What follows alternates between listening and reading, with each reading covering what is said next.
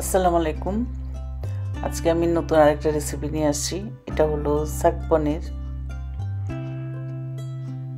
উপরে একটু জাস্ট ধনিয়া পাতা দিয়ে আমি জাস্ট ডেকোরেশনটা করতেছি। আর শাক পনির কিন্তু পরোটা, রুটি, ভাত সব কিছুর সাথে ভালো লাগে। আমরা আজকে পোলাও দিয়ে খাবো। এই যে আমরা খেয়ে নিচ্ছি। খুবই টেস্ট একটা জিনিস, আর আমার ছেলেদের তো খুবই পছন্দ। ওরা মানে ডিফারেন্ট রেসিপি ওদের খুব পছন্দ, এই জন্য আমিও করে নিই। তা আজকে আমি পালং শাক নিয়ে আসছি, তারপর ওগুলো দিয়ে করে ফেলতেছি। প্রথমে অনেকগুলো পেঁয়াজ আর রসুন দিয়ে আমি এর মধ্যে একটু ভেজে নিলাম। এরপর আদা রসুন দিয়ে দিলাম এক চামচ। তারপর এখন দিয়ে দিচ্ছি হলুদের গুঁড়া 1 চামচ। তারপর দিয়ে দিব মরিচের গুঁড়া, তাও 1 চামচ।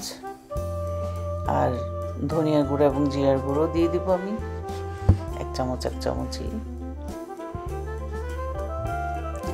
এরপর মশলাটাকে আমি একটু সামান্য কষাই নেব, যেন যে কাঁচা যে স্মেলটা ওটা যেন চলে যায়।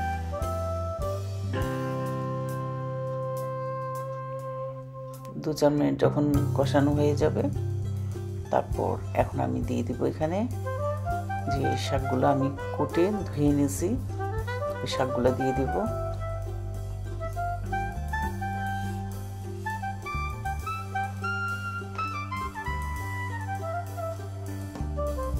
আর শাক পনির কিন্তু শুধু পালং শাক দিয়ে হয়, অন্য কোনো শাক দিয়ে কিন্তু অত ভালো লাগে না। আর হয় কিনা আসলে আমি জানিও না, আমি শুধু পালং শাক দিয়ে করি। এই যে আমি ঢাকনা দিয়ে আমি এটাকে রান্না করে নেব। যখন একদম সফট হয়ে যাবে, তারপর আমি মানে চুলাটা অফ করে একটু ঠান্ডা করে নিয়েছি। এখনও একটু গরম আছে। আমি যখনই ব্লেন্ড করতেছি, এই যে ধোঁয়া উঠতেছে, আমি হ্যান্ড ব্লেন্ড দিয়ে বাস ব্লেন্ড করে নিলাম। সেম পাতিলেই করে নিয়েছি, আমি আর পাতিল চেঞ্জ করতে হয় নাই। আর এটা হলো ডাবল ক্রিম, আমি দিয়ে দিচ্ছি এখন ডাবল ক্রিম।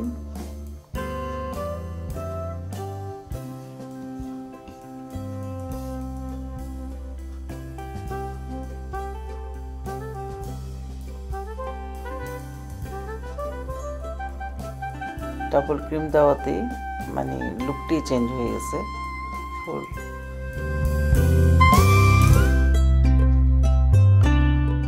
আর যেহেতু এটা শাক পনির, এখানে কিন্তু বাটারও দিতে হয়, আমি বাটারও ইউজ করব। এখন দিয়ে দিচ্ছি কয়েকটা কাঁচামরিচ।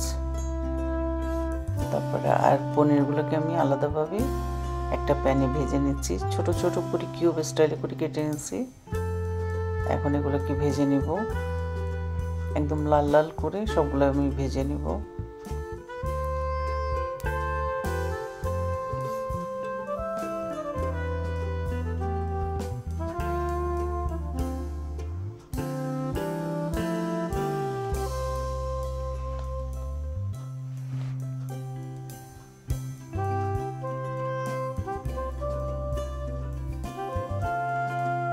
তারপর যখন আমার শাকটা একটু ঘন হয়ে আসছে আর এটা কুক অনেকটা হয়ে গেছে, এখন আমি দিয়ে দেবো এখানে পনিরগুলো।